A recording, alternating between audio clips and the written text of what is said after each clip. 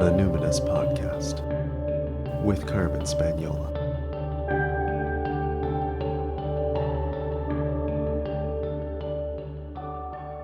Hi there, and welcome to the Numinous Podcast, where we have interesting conversations with everyday folks about the mystery of life. This podcast is a complement to the Numinous School, an online intuition development course for people who want their self-awareness to serve a greater good. I'm your host, Carmen Spaniola, and this week my guest is my dear friend, Carolyne Taylor. Carolyne is a community organizer and connector, and I'm trying to find out how I can capture some of her magic and glean from her how we can be part of community, feel belonging, even as people who may feel introverted or self-conscious. I connected with Carolyne over the phone. She was traveling for work in Vancouver, BC. So Carolyne, you're a person who's known for building community through heart-centered events. And I've heard you described many times as the Oprah of our city. And it just seems like you're always at the center of some like really inspiring or uplifting kind of community event. Have you always been the girl at the center of the action? Carmen, for a long time, I think I would have to say yes to that question because even when I was a young girl at 7, I was always somehow involved in community. I remember my girlfriend, my best friend who lived down the street, her dad was diagnosed with cancer. And so we put together a little stand out in front of her house and we sold whatever we could get our hands on from our moms and dads. And we sold it all and we donated all of the money to the Cancer Society. And I was organizing parades and plays and restaurants and all of that stuff very early on. Like I would say from like ages 6 to 12, there was 3 of us in the neighborhood who just like all got together and made all these crazy things happen. And then we'd invite all of our neighbors to come and watch and actually charge them admission, including our parents who had like supplied everything for what we were doing. Wow. So you were like a little mini philanthropist at the age of 6 Absolutely. and 7. Okay, so it's not just like the average kid who's got that entrepreneurial streak setting up a lemonade stand. You're actually fundraising and like doing these beautiful heart-centered charitable events. So what does a heart-centered community mean to you?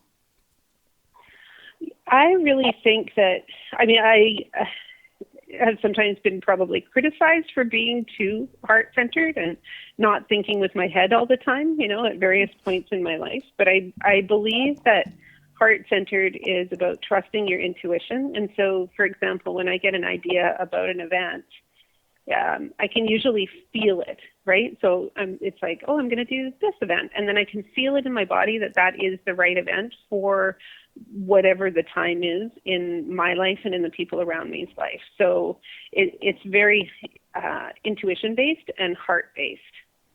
Wow.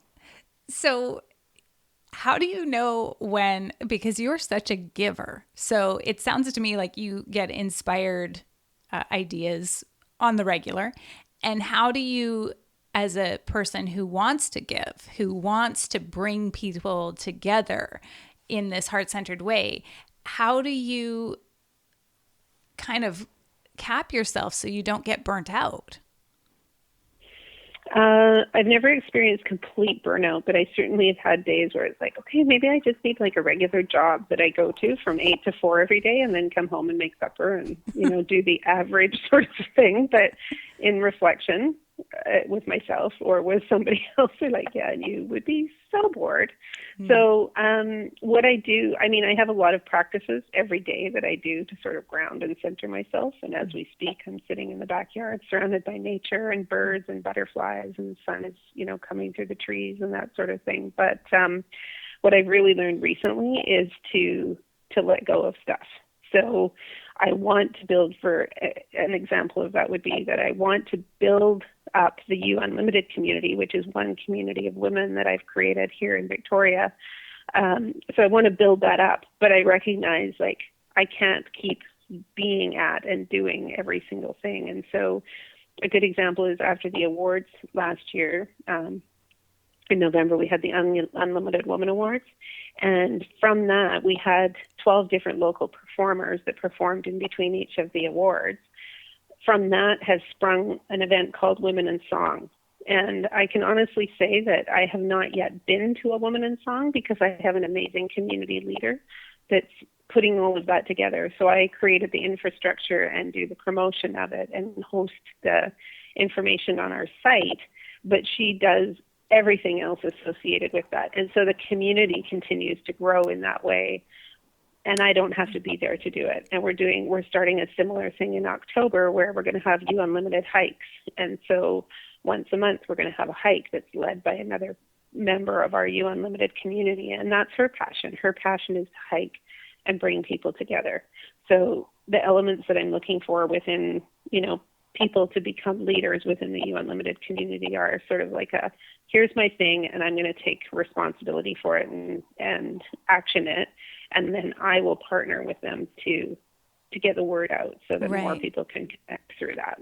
Oh, so I love how you sort of within the community, you're inspiring people to take leadership with their gifts. And I can definitely see how that also inspires them to follow their intuition, that if they have a spark that's ignited about an idea of like something they would love to do within this heart-centered community, there you are to help, facilitate that. And yet you don't have to be taking on all of the details and energy of that.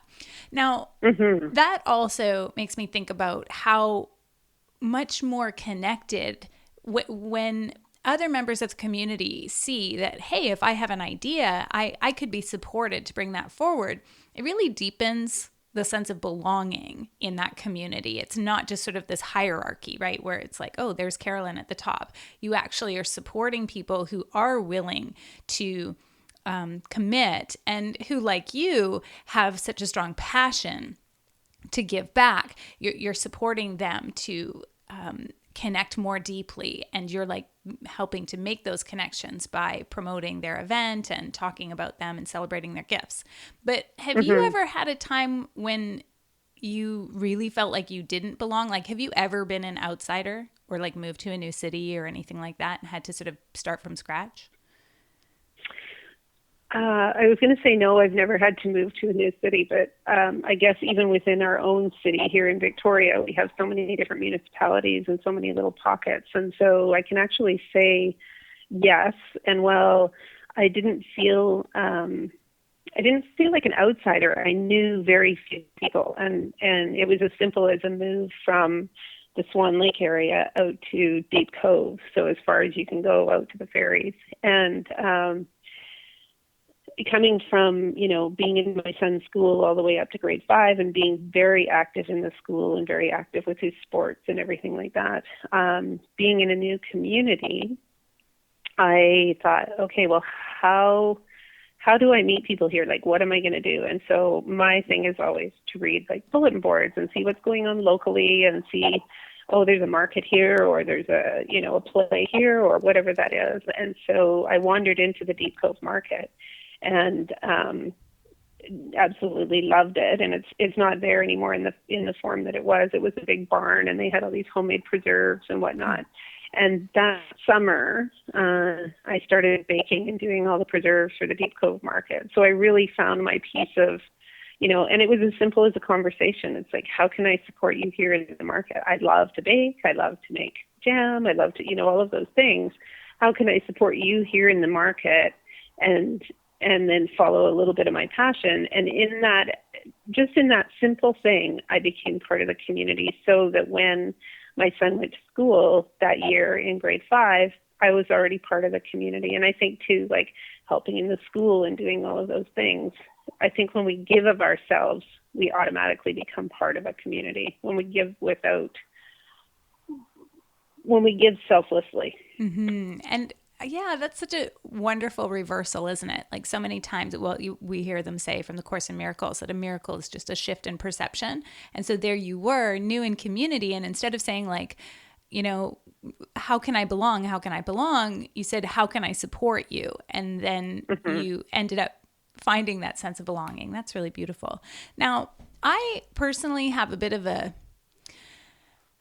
there's a bit of tension in my relationship with community because my introvert gets really challenged. I want to have community. I want to feel like I have a tribe.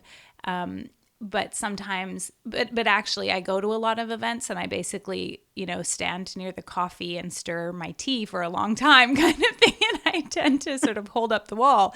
And I also have found that as a person who organizes events sometimes, that you might get feedback from your community that I love that idea for an event, or, we should really do this. And so, as a person of action, you go and you put it on, and then people don't help, or people don't show up, or you put on an event, and then you get all of this unsolicited constructive criticism about how it could have been better from people who didn't help. And this is just kind of the nature of community, but I find for myself that can be really disheartening and challenging. And I'm wondering if that happens for you. How do you deal with that? Yeah, so there's two things I think that you brought up there. One is the piece about being an introvert, right? Mm-hmm. And I think many people are surprised when they hear that I feel like I'm an introvert, right? Because I'm with you, and I was with you like a couple of weeks ago. We were like, okay, let's go get some tea and let's see it's quiet over here. And really, what the purpose of us being there is to connect and to network with people. And yet I'm with you. I'm like, okay, I'm going to go to my little safe space. And so you have to find, and how I get over that in some situations, and probably why I do what I do, because I do recognize the value of how important it is to have people that see you and know you. I think why I do what I do is so that I have something to do in one way, right? So I don't have to be the person that walks in and goes, to stir my tea or whatever. So often at different events, I'll be the person that's sitting, helping with registration or taking coats or saying what can I do? Can I put stuff out on the table and help you? Because it gives me a purpose at the event. And so I think for a lot of people who do feel like they're introverted, that's a really great way that you can integrate yourself into a community, like a networking event or a social or something like that, is to give a hand and just say, is there anything I can do to help? Because there's always a million little jobs that need to be done. Mm-hmm. And then in doing that job, you connect with people, right? Mm-hmm. So being the registration person, you're going to meet every single person that comes in the door without having that awkward, coming into a conversation that two people are having, or standing by yourself, or, those sort of things. Mm-hmm. So that's the piece about being an introvert. And, the piece about feedback, it's really interesting because the more that you do in community, I feel like sometimes the more people have something to say about how you do it, or what you've done. And I've recently had an experience where somebody's had a pretty strong opinion of a choice that I made, and it was my choice to make. And I was getting myself all kind of, well, why is this happening? And what does this person have against me? And, all these different things. And I really just, in the end, I just thought, they are just as entitled to their opinions and their thoughts as I am to my opinions and my thoughts. And neither one of us is right or wrong. And really the best thing to do is just to, take it graciously, be like, thank you, and wish people well in their journey, right? Because we're all in a journey, and we all have a certain amount of, even if we'd like to think that we don't, we do all have a certain amount of ego and a certain amount of wanting to be the right person, or the person in the limelight, or the, whatever, right? Mm-hmm. And have our opinions known and seen and acted on. And that's okay, right? Mm-hmm. We don't have to internalize it. I think one of the biggest things that I learned, we used to teach a course about facilitating in group settings or work settings or whatever. And we would talk about feedback and how we have three choices about how we can receive feedback. One is that we can take it into our heart and be wounded by it, right? If it's not, there's good feedback and then there's constructive criticism, as you say, right? So we can take that into our heart and be wounded by it, right? Or we can take it, that's the first step. We can take it into our head and we can like rationalize it, right? So when somebody gives you feedback and you start automatically like justifying it, well, I did this and I did that or whatever, right? It's like you're taking it out in your head. And then the third way, which is really the best way, which I aspire to do in most cases, is if you imagine like somebody with a baseball mitt on and they're catching like the feedback in their baseball mitt and sort of holding it out to the side and then looking at it and going, wow, I caught the ball. And it's kind of like that, like I'm going to examine what this person is saying, and I'm just gonna kind of look at it and see what how it feels or what it looks like, right? But not taking it into our head or our heart, and just taking it and looking at it and thinking, would it work? And without getting emotionally attached to it. Some of them are great ideas, right? Like last year, there was absolutely no way I could do a bar at the Unlimited Women Awards. Like it was just not financially feasible. And there's always so many things in the background that people don't see or think, right? And so then when they say, well, why couldn't you have a bar? Well, because I would have had to buy $1,500 worth of like bread and cheese, which may or may have not got eaten, just so that 15 people could get a glass of wine, kind of thing. And so there's always like things that people don't know or people don't see. But yeah, it's a great idea to have a bar at that event, right? And so this year with the awards, there will be a bar, right? Like I changed the location and made it so that I looked at it and I thought, okay, well, there was enough people that said that was an important thing, that they wanted to have a glass of wine or they wanted to have a glass of Prosecco or something like that, that I'm going to change the location, and it will be, it'll be different, and it'll be better in that respect, and it'll be better in other respects because of the other things that I can do in that location. So feedback is really important, and then you have to look at it and think, does it work for me? I like that. So you could take it into your heart or into your head or kind of into your hands. You could just receive it and yeah, examine. I like that idea that you're just examining, you're just turning it over. Would this work for me? What would be the pros and cons? I like that as an image, a guiding image for how to receive feedback, whether it's in community or even personally. So you are really the go-to person. You're well known in our community for doing events that aren't just events. They're always about inspiration, connection, that heart-centered piece. So there are a lot of people out there who don't have a Carolyne Taylor or an Oprah who's sort of at the forefront in their community. And I'm just wondering, if somebody told you that they wished there was something like a You Unlimited community, or that they had like a soul circle, or, even if it was a small gathering of just a few women, 4, 5, 6 people coming together, but on a regular basis and with the purpose of connecting in a heart-centered way, what do you feel are the essential elements of heart-centered community? What would you give them for advice about getting something started? I think the biggest thing that I would say to somebody is just do it. Like if it's important to you, go find one person that you're going to meet with, and others will come. Because there's 2 things that I've seen recently that really speak to like, don't wait. If it's something that you want, just go do it and get it. And one was, I had a pedicure yesterday because I just came off of a week-long conference where I was on my feet for like 20 hours a day. And the gal who did my pedicure had a tattoo on her arm, and I couldn't quite read it. And I said, what does it say? And she said, the trouble is we think we have time. And I thought, we need to really remember that. And the other thing that I saw at the conference actually was a slide that said, we have a strategic plan. It's called doing things, right? So we can sit and we can think, oh, I wish. But wishes will come true when we put like some action behind them, and we put some little glittery stuff and like float them up there and make them happen. Yes. So I think if somebody wants a community, they need to like say to somebody, you know what, and be honest, right? Like if you are feeling lonely or you're feeling like you need community, say to the person that you meet in the line, met so many people in like lineups at like the Bay or whatever, right? And it's like, well, why don't you come out, right?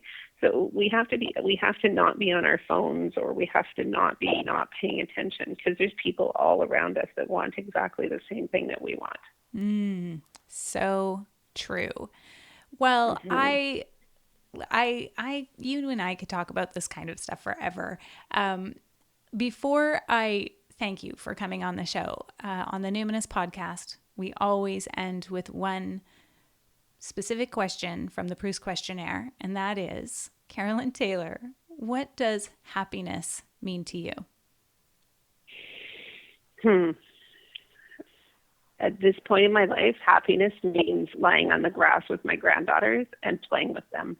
Oh, yes. Yes. That sounds very happy indeed. Thank you so much for being on the show. You are so welcome. It is such a pleasure to talk to you. Wishes will come true when we put action behind them. Carolyne Taylor is a woman who absolutely embodies that mantra.